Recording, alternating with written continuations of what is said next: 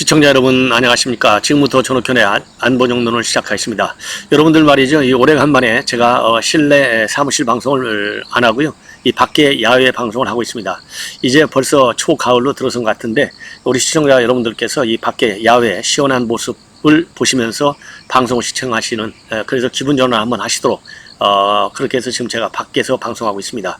여러분들 잘 아시다시피 이번에 이제 윤석열 대통령이요, 유엔 총회 외교를 하고 있는데, 관심을 많이 가졌던 일본과 그리고 미국과의 정상회담이 말이죠, 오늘 우리 한국 시간으로 새벽녘에 상당히 어렵게 이루어졌어요. 그래서 일본과의 정상회담은 그래도 한 30분 정도 했는데요, 바이든과의 정상회담은 바이든 대통령이 리셉션을 오늘 개최했거든요. 그래서 리셉션장에서 한 서서 말이죠, 이거 약식 회담이라고 그러는데, 여하튼 대통령실에서의 공식 입장을 존중하는 게 좋겠죠. 왜냐하면 이것은 외교 당국 간의 합의 사항이 약식 회담이다, 풀어사이드 회담이다, 이렇게 얘기했기 때문에 약식 회담을 했는데, 지금 한 1분이 채 안 되는 약식 회담을 했다, 이렇게 발표가 나오고 있습니다. 그리고요, 어제도 제가 여러분께 말씀을 드렸지만은요, 숄츠 독일 총리하고도 또 이거는 정식으로 이제 회담을 한 것이죠. 그래서 이 내용을 여러분께 전달해 드리도록 하겠고, 그 다음에 우리 국내에서는 말이죠, 이 싱하이밍 중국 대사가 전격적으로 양양자 의원을 만났어요. 양양자 의원 여러분들 아시다시피 이제 반도체 특위위원장을 맡고 있지 않습니까? 지금 중국에서는요, 미국 중심의 반도체 칩 후보 동맹에 대해서 강한 반발을 하고 있는데, 그 연장선상에서 만났습니다. 그래서 이러한 중요한 외교안보 현안을 중심으로 말씀드리고, 지금 미국 내에서는요, 인플레 우려 때문에 연이어서 지금 세 번째로 자이언트 스텝 0.75%의 금리를 인상했습니다. 그래서 한미 간의 금리 역차가 다시 또 더 확대되고 있는 추세인데, 이 문제에 관해서도 여러분들께 정리를 해드리도록 하겠습니다. 그래서 맨 먼저요, 윤석열 대통령과 이 바이든 대통령과의 이 새벽녘 정상회담에 관해서 말씀을 드리겠는데요. 우선 시기적으로 보면요, 지난 5월 달에 이 바이든 대통령이 서울을 방문해 가지고 첫 번째 정상회담을 한 이후로 넉 달 만에 만나게 됐습니다.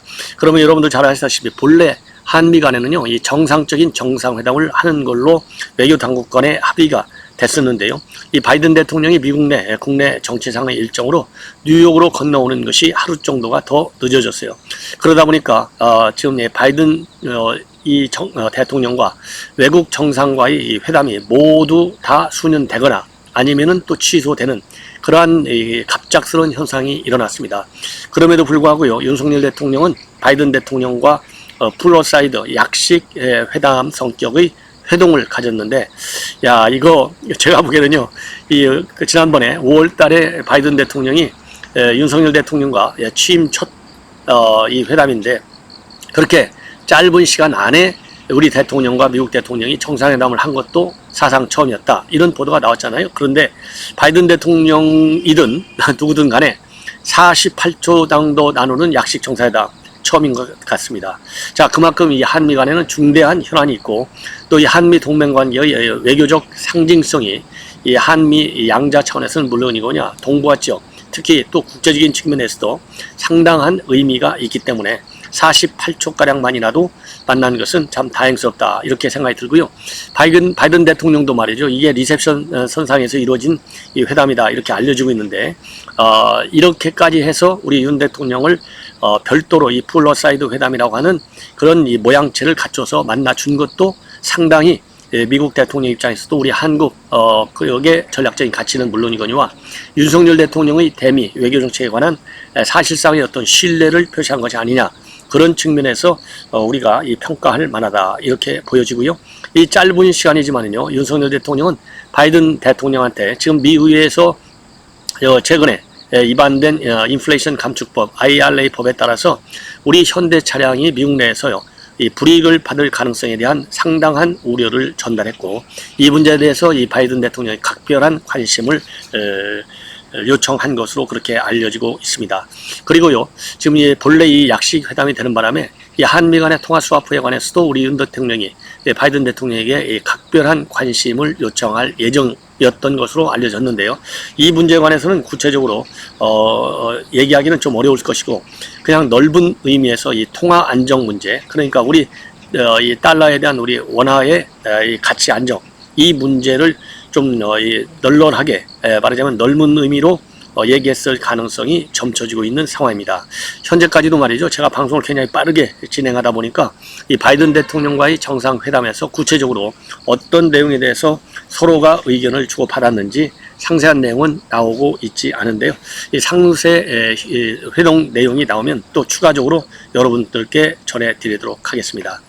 자, 이렇게 해서요. 지금 이제 바이든 대통령과 그다음에 윤석열 대통령과의 48초짜리 정상회담 관계는 이 정도로 말씀을 드리고, 자, 그다음에는요. 이제 기시다 일본 총리와의 이 회담 내용에 관해서 여러분께 말씀을 드리겠는데요. 자, 여러분들 잘 아시다시피 기시다 일본 총리와의 회담은요. 그동안에 상당한 우여곡절이 많았어요. 왜냐하면은 우선 이 한일 정상회담과의 회동 예정 사실을 갖다가 우리 대통령실에서 말이죠. 이 김태효 NSC 1차장이 출국 전에 총괄적으로 브리핑을 했습니다. 그리고 또 이 김성환 안보실장도 브리핑을 했는데, 여기에서 한일 간의 정상회담이 하나의 기정사실로 발표된 데 대해서 일본이 좀 상당히 불쾌하다. 특히 기시다 총리가 좀 불쾌하게 생각했다. 이러는 바람에 그런 내용들이요. 일본 언론을 통해서 또 이 국내로 이 보도가 많이 됐어요. 근데 그 사실관계도 또 확인해 볼 물론 필요도 있어요. 왜 그러냐면은 이 한일 정상회담 한일 간의 이 정상회담, 왜냐면은요 이번 정상회담이 2년 9개월 만에 좀 이루어진 그런 사실상 어떤 상당한 의미 있는 회담이 되지 않습니까? 이 의미 있는 회담이 된다는 얘기는 일본 총리의 경우에는 상당한 국내 정치적인 부담 요인으로 와 닿는 거예요.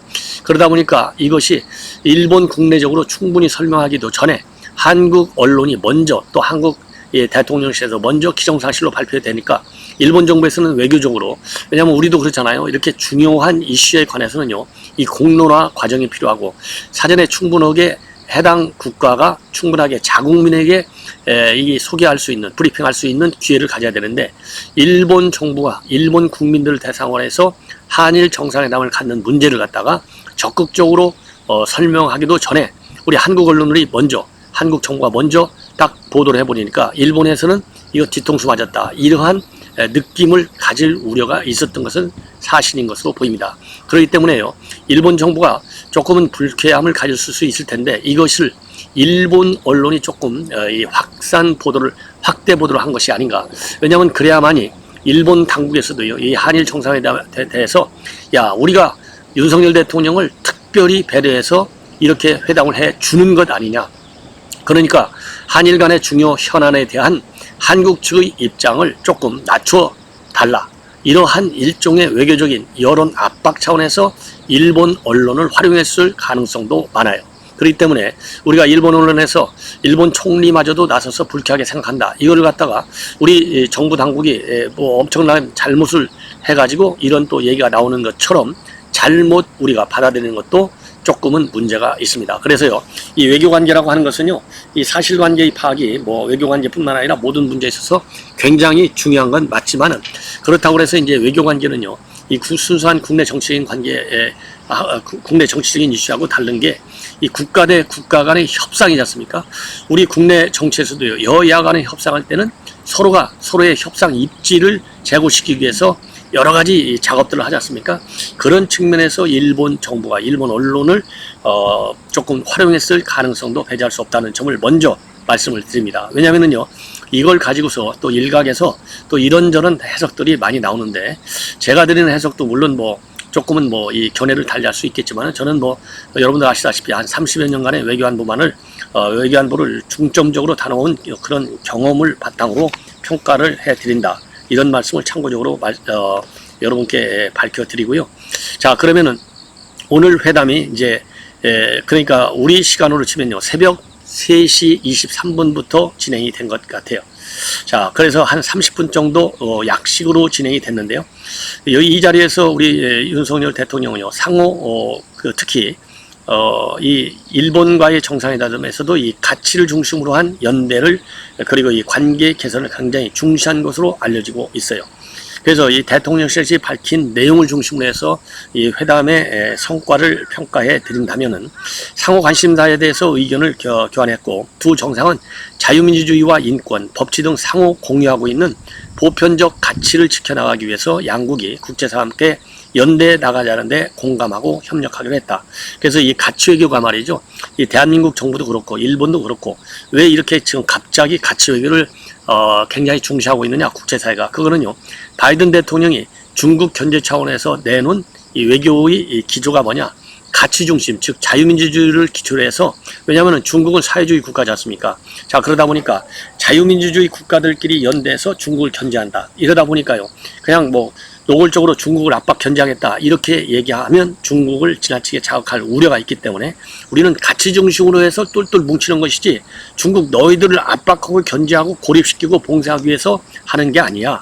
가치라는, 즉 자유민주주의 가치를 위해서 하나의 프렌십, 그 다음에 이 협력 관계, 우호적인 관계를 강화해 나갈 뿐이다. 그 연장선상에서 하다 보면 당연히 그게 이제 결국은 이 자유민주주의가 이 사회주의를 앞둬야 될 건 아니겠습니까?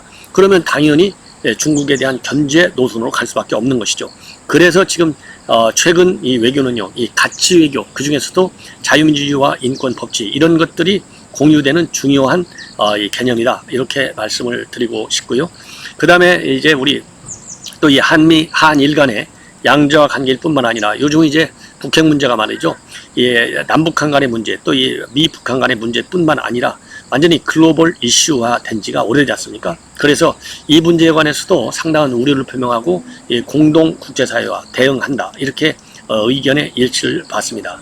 자, 그렇게 뭐라고 되어 있냐면요. 핵무력의 법제화, 7차 핵실험 가능성과 같은 북한의 핵 프로그램에 대한 심각한 우려를 공유한다.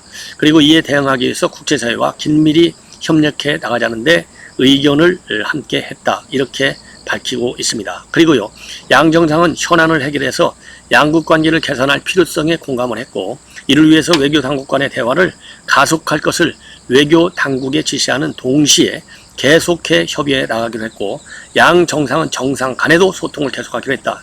이 대목은요, 양국 간의 현안이 그만큼 어렵다는 거예요. 풀기가 서로 굉장히 민감한 이슈라는 겁니다. 그래서 2년 9개월만 동안에 정상이 한 번도 못 만난 것 아니겠습니까?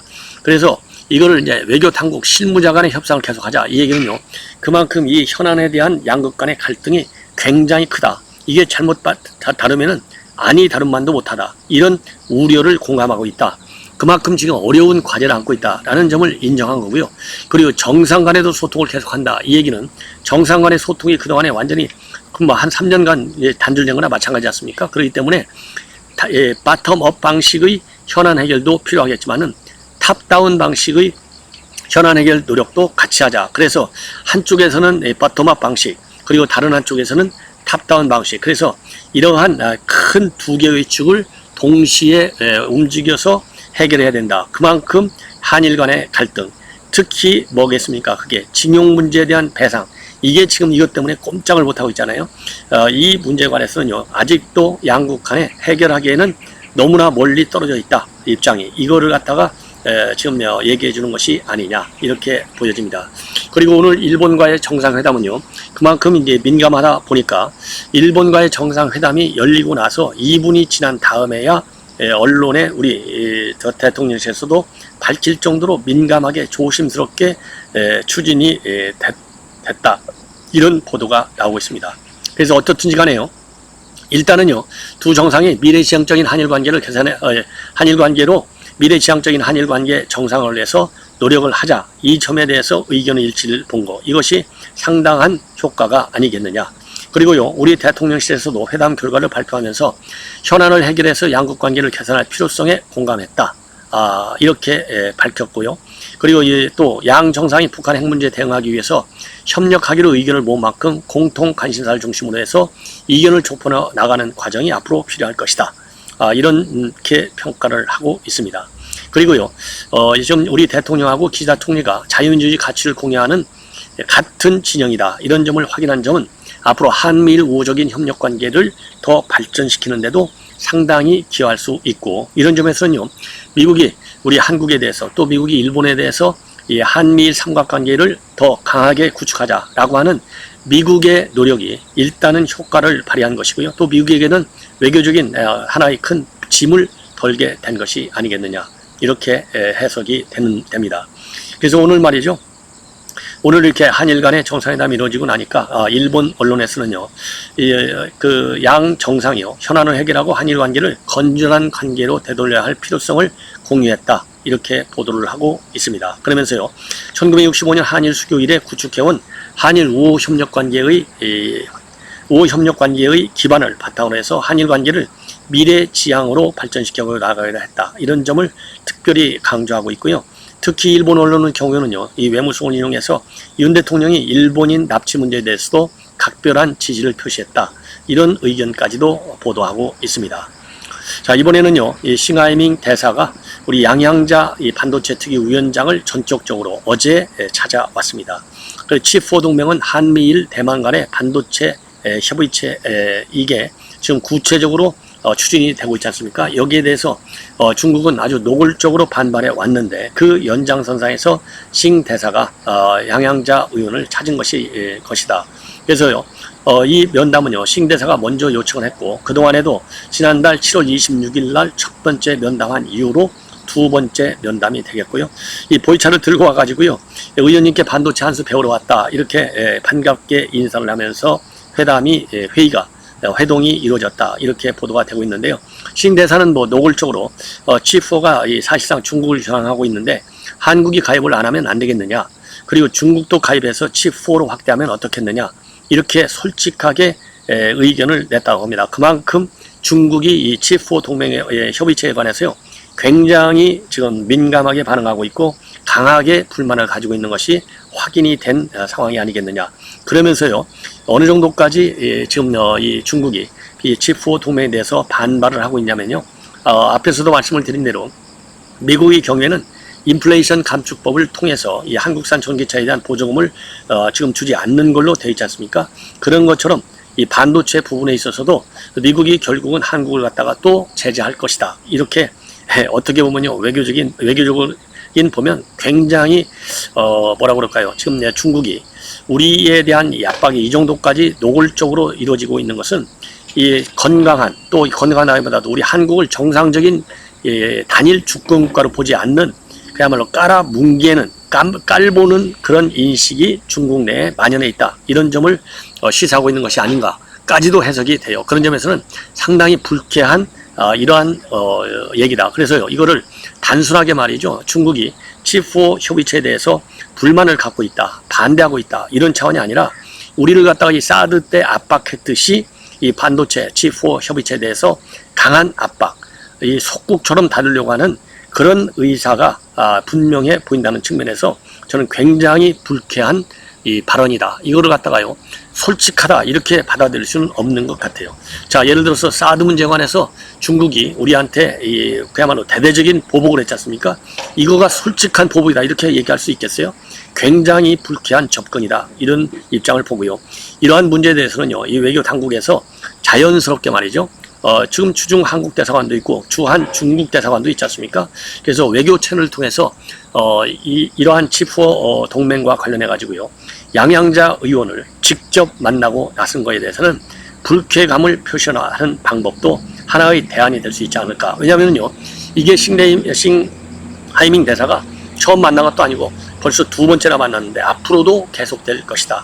그런 측면에서요, 이번 그 양양자 의원에 대한 중국 대사의 노골적이고 공개적인 이런 접촉, 상당히 불쾌하다. 일종의 내정 간섭적인 측면도 없지 않아 있다. 저는 그렇게 생각을 하고 싶습니다.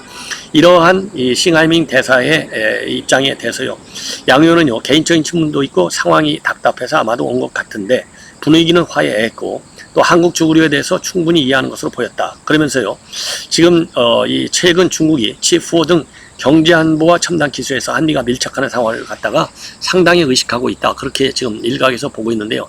이거는 의식하는 정도가 아니고 아까도 말씀을 드렸지만 노골적으로 우리 국내 정치에 개입하는 잘못된 인식이 아니냐, 이렇게 판단이 됩니다. 자, 시청자 여러분들께서요, 이러한 문제에 관해서 우리가 적극적으로 대응을 해야 하지 않을까, 이렇게 생각이 듭니다. 자, 이렇게 해서 이제 이 중요한 뉴스, 첫 번째 뉴스를 말씀을 드렸습니다. 그리고요, 한 가지만 더 덧붙이면요, 이거는 조선일보에서 단독으로 보도하고 있는 내용인데요. 국무조정실장 박문규 국무조정실장이 주일에 정부 부처 차관들하고 회의를 하는데 요즘에 여당과 정책 협조가 잘 되냐 이렇게 물었다고 합니다. 그래서 5대 체크리스트를 만들어갖고 매주 회의를 하고 있는데요. 대부분의 차관들이 거의 다 여당과 협조가 되지 않고 있다. 이렇게 OX 질문에서 전부 X를 쳤다라고 하는 보도가 나오고 있어요. 그래서 이 5가지 질문을 하고 있는데요. 곧 발표하려는 정책과 계획에 위험 요소가 있느냐? 우려되는 위험이 불거질 경우에는 어떻게 대응할 것이냐? 그 다음에 용산 대통령실과는 협의가 잘 됐냐? 그리고 여당과는 사전 협의를 거쳤냐? 그리고 총리실과 조율하는 과정이 있었냐? 이러한 이 체크리스트를 말이죠. 차관들한테 쭉 주고 여기에서 각 차관들은 이제 OX를 치고서 그리고 나서 이제 토론을 하는 이런 상황인데요. 대부분들이 여당과는 협조가 전혀 되지 않고 있다. 이런 데 대해서 불만을 표시하고 있다. 그러니까 여당과 협조가 잘 안 되는 얘기는요. 그만큼 여당이 지금 제대로 가동이 되지 않고 있다. 왜? 바로 이준석 때문에 이렇게 결론을 내릴 수 있을 것 같습니다. 그래서요, 이 문제에 관해서는요, 이 각별히 지금 당에서도 신경을 좀 많이 써가지고 이 당정 협의회가 이 고위선에서만 이루어질 게 아니라 실무 차원에서의 당정 협의도 굉장히 중요하고요. 수시로 당정 간의 이 대화 채널을 각 부처별로도 가동시키는 것이 상당히 중요하지 않을까 이런 생각이 듭니다. 자, 시청자 여러분, 이번 첫 방송 야외에서 한번 진행해 봤습니다. 시청자 여러분들께서 많이 이해해 주시고요. 조금 부족한 점이 있더라도 계속해서 시청을 많이 해주시면 대단히 고맙겠습니다. 감사합니다.